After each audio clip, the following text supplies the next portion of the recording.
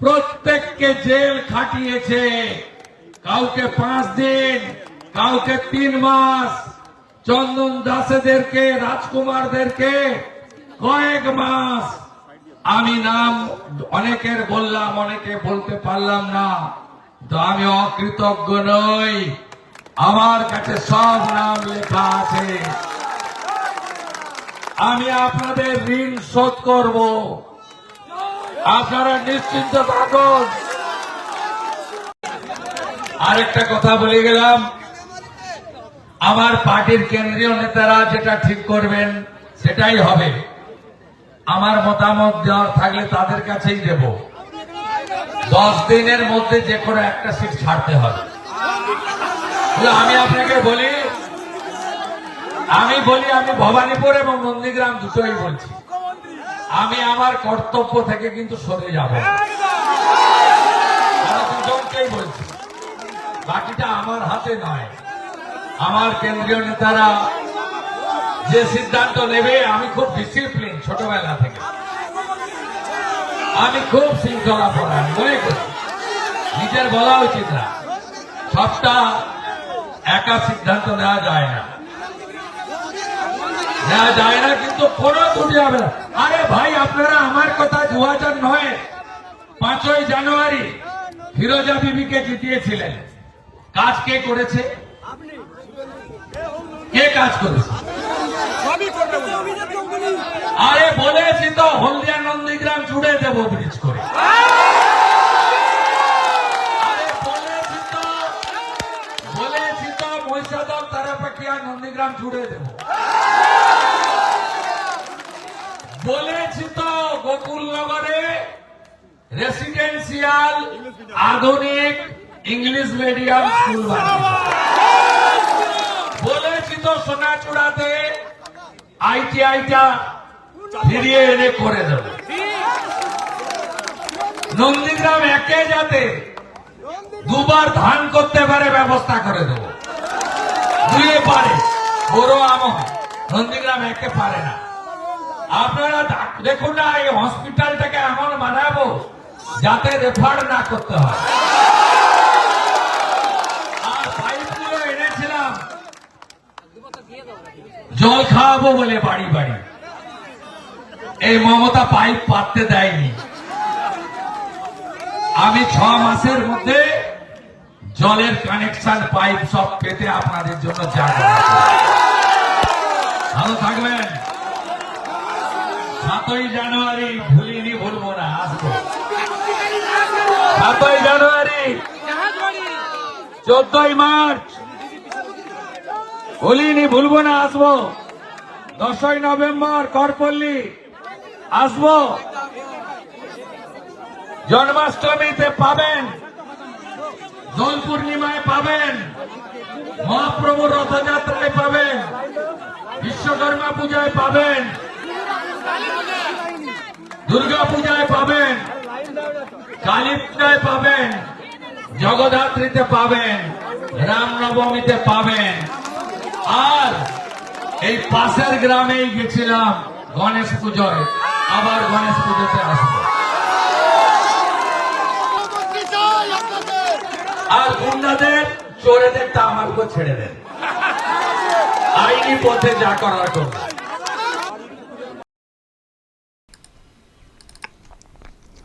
দর্শক, আজকে নন্দীগ্রামে গিয়েছিলেন শুভেন্দু অধিকারী, তো ওনাকে ঘিরে তো একটা বিরাট উচ্ছ্বাস, ফুল মালা সব মানে দেওয়ার জন্য অনেকে এগিয়ে আসেন এবং প্রচণ্ড ভিড়।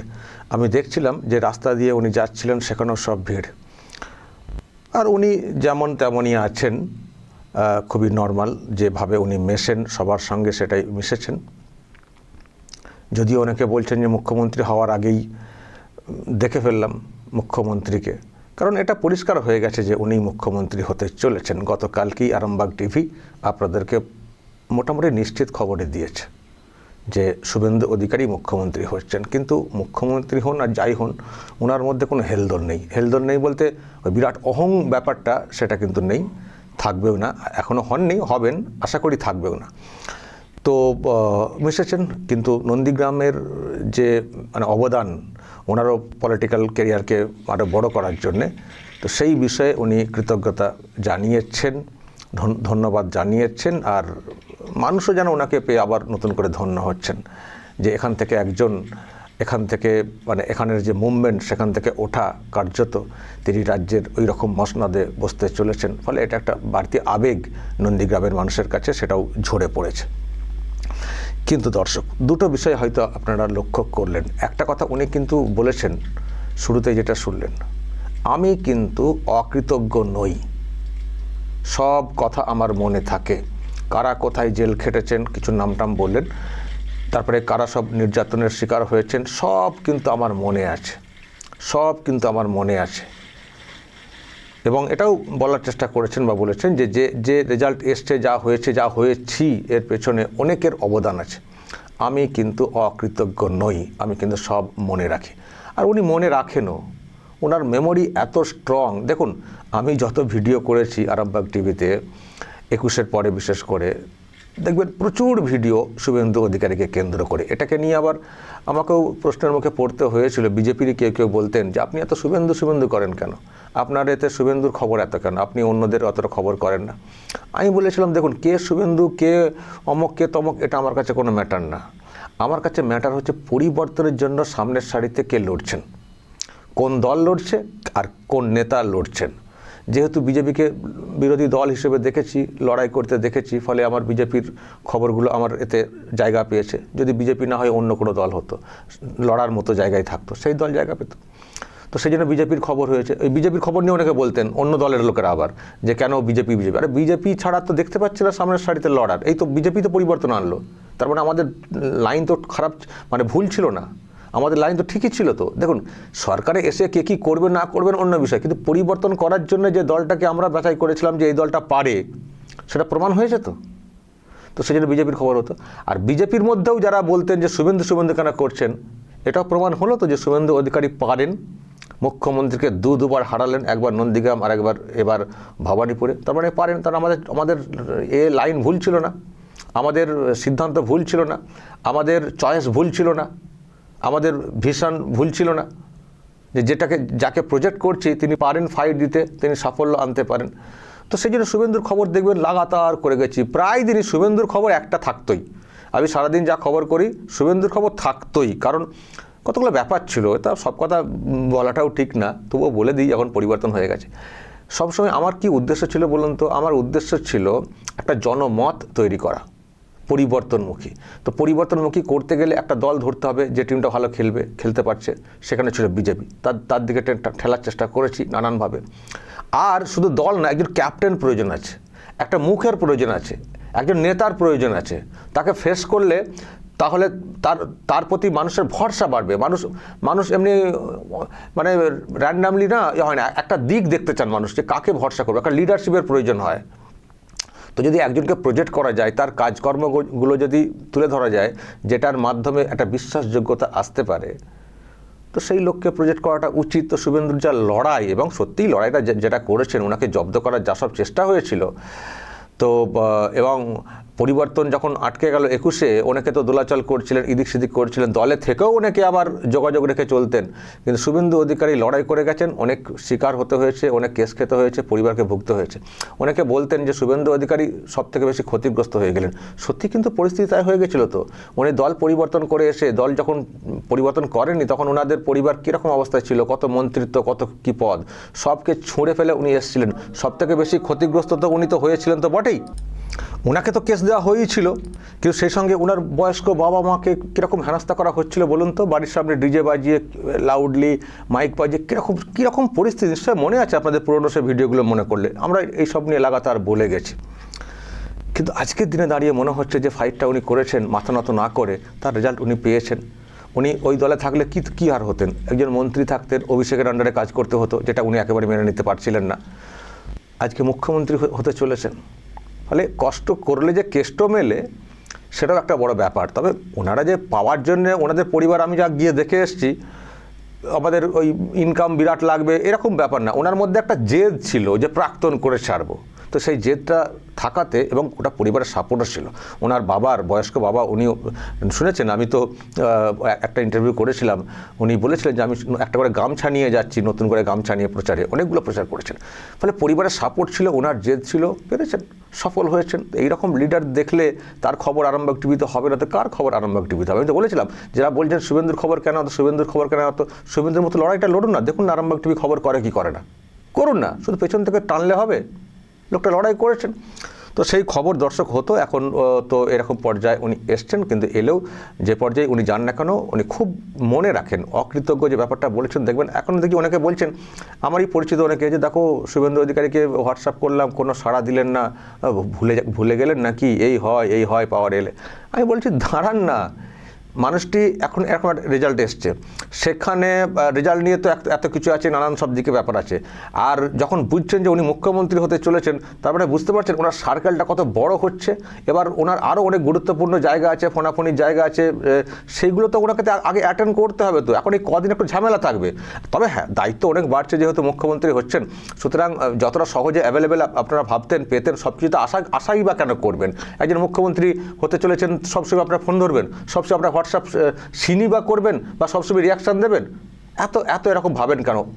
ওই মানুষটির ওই পজিশনটা দিয়ে একটু ভাবুন না, যে কোন পজিশনে মানুষটি এই মুহূর্তে আছেন, তার কতটা সার্কেল এই মুহূর্তে হতে পারে, তাকে কত মানুষ টাচ করার চেষ্টা করছেন, এবং তিনি একটা জায়গায় বসতে চলেছেন, ফলে তার প্রশাসনিক ব্যাপারগুলোও তার কাছে এই মুহূর্তে কত গুরুত্বপূর্ণ, গোটা দেশ থেকে এর থেকে এটা বুঝতে হবে। তো হঠাৎ করে তখন উনি তুলনায় কম এতে ছিলেন, আপনাদের কাছে অ্যাভেলেবেল হয়ে যেতেন। আবার দেখবেন মন থেকে উনি যে ভুলবেন, এটা আমি কখনো বিশ্বাস করি না। যোগাযোগ হয়তো সহজে কেউ করতে পারবেন না, কেউ না, মানে অনেকে হয়তো করতে পারবেন না, কিন্তু মন থেকে যে উনি ভুলে যাবেন, এটা আমি এটা মনে করি না। আর উনি নিজেও বলেছেন, আমি অকৃতজ্ঞ নই, আমার সঙ্গে যেহেতু যোগাযোগ আছে, সেই জন্য আমি মানুষটাকে খুব ভালো করে চিনি।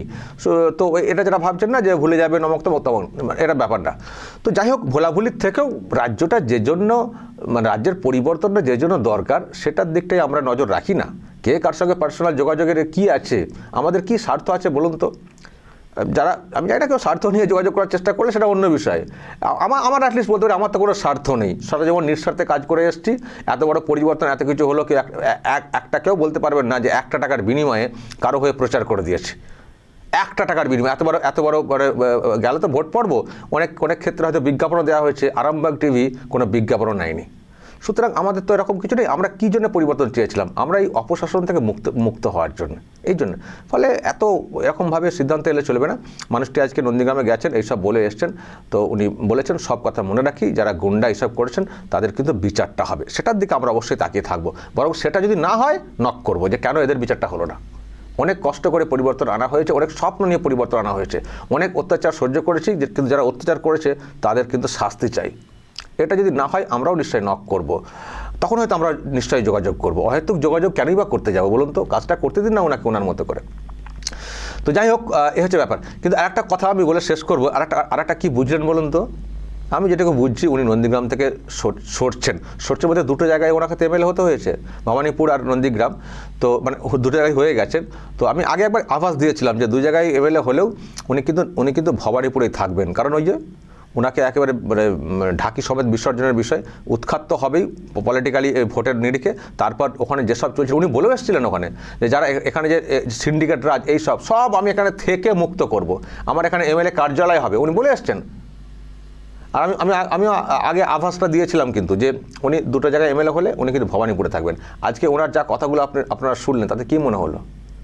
উনি যদিও বলেছেন দল যা বলবে আমাকে মানতে হবে, আমার কিছু পরামর্শ নিয়ে দেওয়ার থাকলে আমি দেবো, কিন্তু আমি যা বুঝলাম, ওই যে আমি না থাকলেও এখানে কাজ হয়ে যাবে, ফিরোজা বিবিতে এমএলএ হয়েছিলেন, কাজ কে করেছিল? আমি করেছিলাম, আমি অমক তারিখে আসবো, তমক তারিখে আসবো, এখানে আসবো, সেখানে আসবো। আমি এটা করে দেবো সেটা করে দেবো, মানে কি না থাকলেও করে দেবো, মানে কি এখানে আমি থাকতে পারছি না বা পারবো না হয়তো। যদিও আমি এক্ষুনি চূড়ান্ত সিদ্ধান্তের কথা বলছি না, দেখা যাক পরবর্তীকালে সিদ্ধান্তের বদল হয় কিনা। তবে আমি আমার নিজের যদি সাজেশন আপনারা কেউ বলেন, আমি বলবো ভবানীপুরে উনি যেন থাকেন, ভবানীপুরেই উনি যেন থাকেন। কারণ ভবানীপুরে উনি না থাকলে আবার সেই বাই ইলেকশন হবে, আবার সেই মমতা ব্যানার্জি প্রার্থী হবেন, আবার সেই চব্য, আবার ইত্যাদি। আমরা ওকে দেখতে চাই না, মমতা ব্যানার্জিকে আমরা দেখতে চাই না কোনো জায়গায় পলিটিক্যালি উনি আর লড়তে চান। কিন্তু ভবানীপুরে, নন্দীগ্রামে বাই ইলেকশন হলে ওখানে উনি আর লড়তে আসবেন না, কিন্তু ভবানীপুরে নন্দীগ্রামে আসার কথা না আমি বলছি আর কি, ভবানীপুরে হলে হয়তো হারবেন কিন্তু ফের লড়তে যাবেন। আর ওই চিৎকার চেঁচামেচি মিথ্যাচার আর শুনতে ভাল লাগে না, প্রচারকে সামনে রেখে চাই না। ফলে আমরাও চাইবো ভবানীপুরেই উনি থাকুন। ভবানীপুরের মানুষকে অনেক আশ্বাস ভরসাও দিয়েছিলেন, তারাও উজাড় করে ভোট দিয়েছেন, ফলে সেদিকেই থাকাটা উচিত। আর নন্দীগ্রাম তো ঘর, না থাকলেও তো উনি ঘরের ছেলে, তো উনি তো ঘরের ছেলে, নিশ্চয়ই কেউ একজন নেবেলে হবেন। এবং তাছাড়া যিনি মুখ্যমন্ত্রী হয়ে যাচ্ছেন তো ব্যাপারই নেই। ফলে নন্দীগ্রামের ব্যাপার তো, নন্দীগ্রামের মানুষের আবেগ নিশ্চয়ই আপনারা দেখলেন, ছাড়তে চাইছিলেন না অনেকে, আবার কেউ কেউ বলছেন আপনাকে মুখ্যমন্ত্রী চাই, সুতরাং মুখ্যমন্ত্রী হলে এরকম। তো নন্দীগ্রামের মানুষের আবেগ এটা স্বাভাবিক, নন্দীগ্রাম থেকে এসছেন, এত আবেগ তৈরি হয়েছে ওনাকে ঘিরে, উনি আমাদের এমএলএ থাকবেন, এমএলএ থাকলে একটু বেশি দেখতে পাবো, এরকম থাকে। কিন্তু উনি বলেছেন আমি আসবো, আমি আসবো, আমি আসবো। এই আসবো বলাতে যারা কত একটা ইঙ্গিত পেলাম, ভবানীপুরই হয়তো ওনাকে রাখা হবে। উনি চুজ করবেন থেকেও আমি বলবো দল হয়তো ভবানীপুরেই ওনাকে রাখবে। ওনার কথা শুনে আমার অন্তত এটুকু মনে হয়েছে। দর্শক, আপনাদের কি মনে হচ্ছে বলবেন আপনারা। আর ওনাকে ঘিরে যে আবেগ, সেই সব নিয়েও আপনাদের মতামত থাকতে পারে, যা বলার বলবেন এবং নজর রাখবেন আরামবাগ টিভিতে।